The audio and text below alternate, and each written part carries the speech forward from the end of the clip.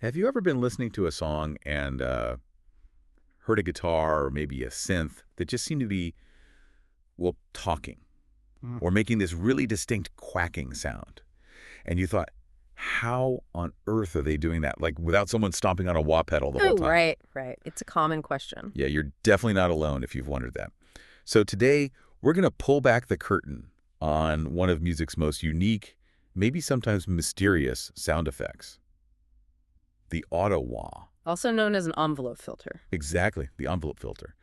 And our mission for this deep dive is basically to trace its fascinating journey. It actually has these surprising, kind of complex electronic origins. Way back. Yeah, way back, and then how it got to be, everywhere on stages and recordings today. It's really all about translating how hard you play your dynamics into sound. So, Hmm. where did this all start? How did this magic begin? Well, what's really fascinating, I think, is that long before guitarists even, dreamed of a little stomp box for this, the basic idea, the blueprint, it actually came out of those huge modular synthesizers from the late 1960s. Wow, okay.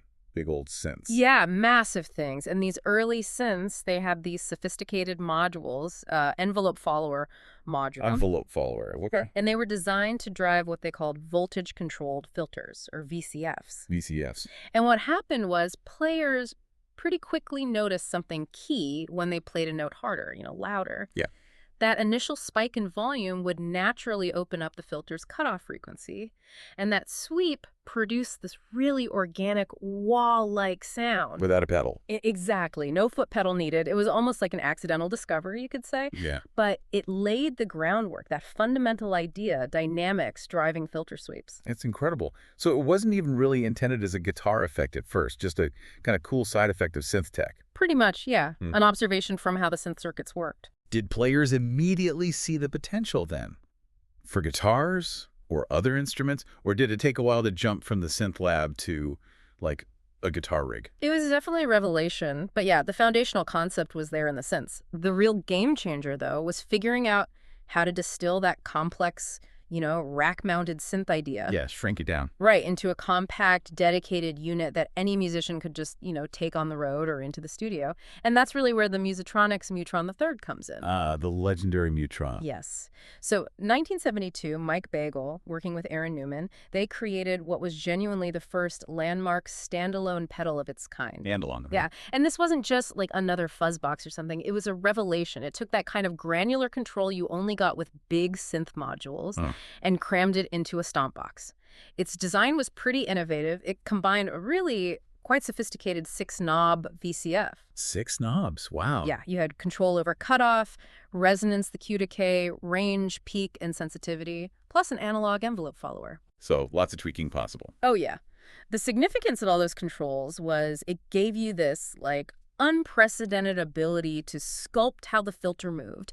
It basically democratized this complex sound, made it accessible outside of fancy electronic music studios. And the sound itself. The result was this really unique kind of vowel-like quack or squelch. Yeah. That's the classic sound. And it reacted in real time directly to your pick attack. It sounds like just a whole new way to be expressive on your instrument. Totally. And, a groundbreaking piece of tech is one thing, but it needs artists to really make it famous, right? Absolutely. So how did the Mutron III end up with the legends? What did it let them do that was maybe impossible before? Well, it caught on fast. It became totally essential for a lot of people. Bootsy Collins Boots? famously declared, and this is a direct quote, "Without that Mutron, there ain't no Bootsy." Wow.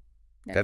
That's quite a statement. Isn't it? It basically became part of his voice on the bass, integral. But beyond Bootsy, you had Jerry Garcia using it. From the Grateful Dead. Yeah, weaving it into those psychedelic guitar lines. Stevie Wonder used it on his clavinet, those iconic funk riffs. Oh, yeah. Instantly recognizable. That's often the Mutron. And then, the whole Parliament Funkadelic machine. P-Funk. Exactly, giving everything that signature sticky groove. Even later bands, like Phish, picked it up and ran with it. These artists didn't just use the effect. They were defining whole genres and signature sounds with it. It really put that sonic footprint on the map. Okay, so the Mutron was this premium, groundbreaking thing. Yeah. But usually when something boutique gets popular, there's a demand for something maybe a bit more accessible. Did the market shift towards cheaper, maybe simpler options after that? That's exactly what happened, yeah. The demand for that Ottawa sound was definitely high, and DoD Electronics, they really stepped in as a key player, making it more affordable. DoD, okay, I know them. Right. They offered simpler, less expensive envelope filters, like the DoD 440 envelope filter that came out in the late 1970s. Super simple. Just two knobs. Two knobs, what do they do?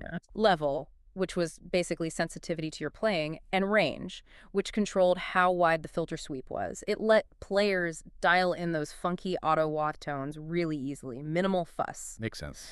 Then a few years later, 1982, came the DoD FX25 envelope filter. Now this one added something important.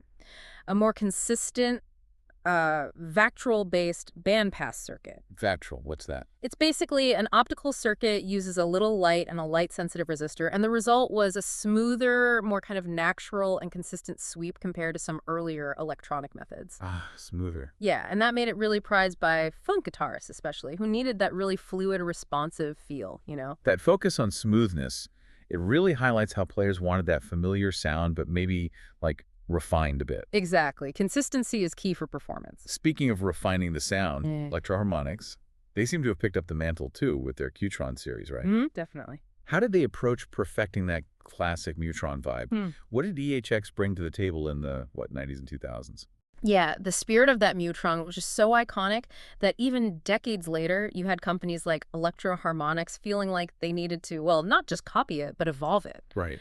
And they actually brought back Mutron's original designer, Mike Bagel. No way, really? Yep, to help develop their Qtron series. So the Qtron came out mid-90s.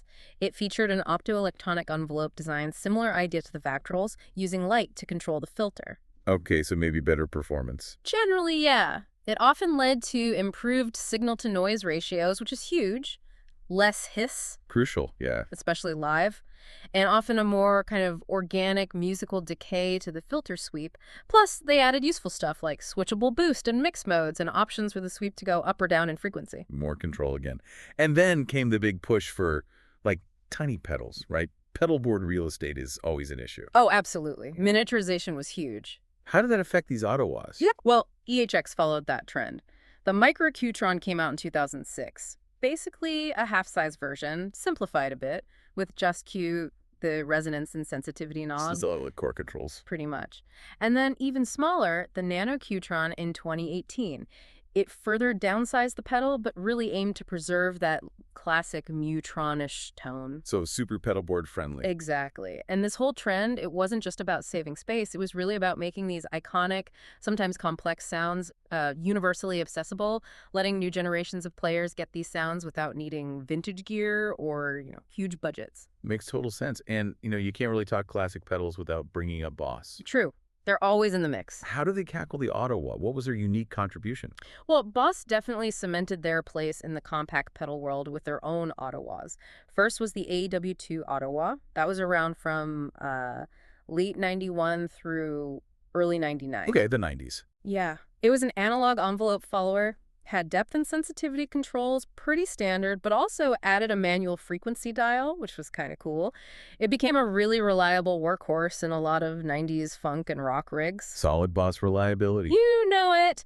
Then, in 2001, they brought out the AW3 Dynamic Wah. Now, this was interesting because it was Boss's first real talking pedal. The humanizer. That's the one. Because it was digital, they could add more complex stuff like that humanizer mode, which aimed for those really distinct kind of complex vowel-like sweeps, stuff that's harder to get with pure analog circuits. So pushing into digital allowed new sounds. Exactly. It also had tempo modes, sharp modes for resonance, all in that standard Boss compact digital format.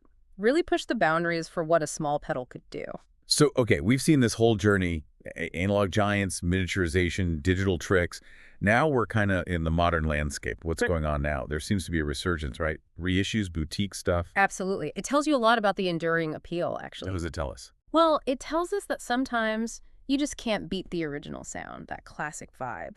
But players also, appreciate modern features and reliability. Good point, like that DoD reissue. Exactly.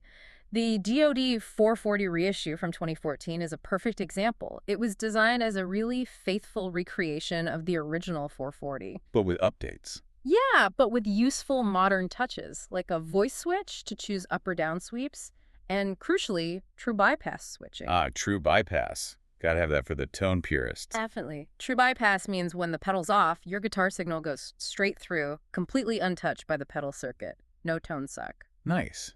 And did it nail the sound? People loved it. It was widely praised for really capturing that classic quack that made the original so famous. It just proved how timeless that core design really is. It seems like there's this split then. Reissues celebrating the classics, but then these boutique builders are doing crazy new things. Yeah, that's a good way to put it. You've got builders really pushing the envelope, pun intended, I guess. Okay. Companies like Origin Effects, Empress, JHS, Source Audio, they're really at the cutting edge. They're offering stuff like switchable voicings, programmable filter curves. Programmable curves. Wow. Yeah, you can really fine-tune the response, stereo inputs and outputs for complex rigs, MIDI control so it integrates with bigger digital setups, even multi-band processing where the filter affects different frequencies differently. Okay, that sounds super advanced. Bringing filters into the 21st century studio for sure. Totally. But, even with all that tech, There's still room for the simple ones. absolutely, there's still a huge appreciation for just, plugging in a simple two-knobber and getting that instant funk. Right. But the advanced options are there for those who really want to dive deep. Right. So let's kind of bring it all together. Why? Why does the Ottawa, the envelope filter, why does it stick around? Why is it still such a go-to for, funk, reggae, jazz, jam bands, experimental stuff? Yeah, that's the key question, isn't it? I think it boils down to maybe three core reasons. First, and maybe most obviously, they respond naturally to your playing dynamics. You don't need fancy footwork. Your picking hand does the work. Exactly. Your picking hand is the controller. It frees up your feet for other things or just lets you focus on rhythm and feel. Makes sense. Number two. Second, they offer this really unique vocal kind of talking quality. Yeah. It's hard to get that exact sound from other types of pedals. It's organic, it's expressive. It really connects with musicians, I think. Like giving your instrument a voice. Precisely. And third, they're just really versatile. They integrate pretty seamlessly into almost anything, right? Old school analog pedal boards, super modern digital rigs. They just work. Yeah, you see them everywhere. So dynamics, voice, and versatility, that's a powerful combo. So, okay, what does this whole journey mean for you, the listener? We've gone from like these experimental synth labs back in the late 60s through that game-changing quack of the Mutron the Third, and then decades of shrinking things down, adding digital smarts, bringing back the classics. The Ottawa keeps evolving, but it seems like it always stays true to its main job, right? Yeah, that core mission. Turning how hard you pick into this living, breathing filter sweep that kind of grooves with you. It's pretty amazing when you think about it. Just a subtle change in how hard you hit the string can unlock this completely distinct, almost human vocal sound. It really blurs that line. Yeah. Those aha moments when you realize that's how they make that sound, just from playing. Yeah. It makes these effects feel really special, I think. And, this kind of raises a bigger question. Maybe it's something to think about. Oh, go on. How does the fact that this effect, the Ottawa, is still so popular, despite all the crazy advanced tech we have now, what does that say about our human desire for our instruments to feel like extensions of our own voice? Interesting point. Think about how this effect specifically bridges that gap between just, mechanically hitting a string and getting this really organic, expressive result. It literally makes your guitar talk. Yeah. So maybe think about what other perhaps overlooked pieces of music tech might hold similar connections, similar ways they tap into our creative human impulses, just waiting for us to sort of uncover their deeper meaning.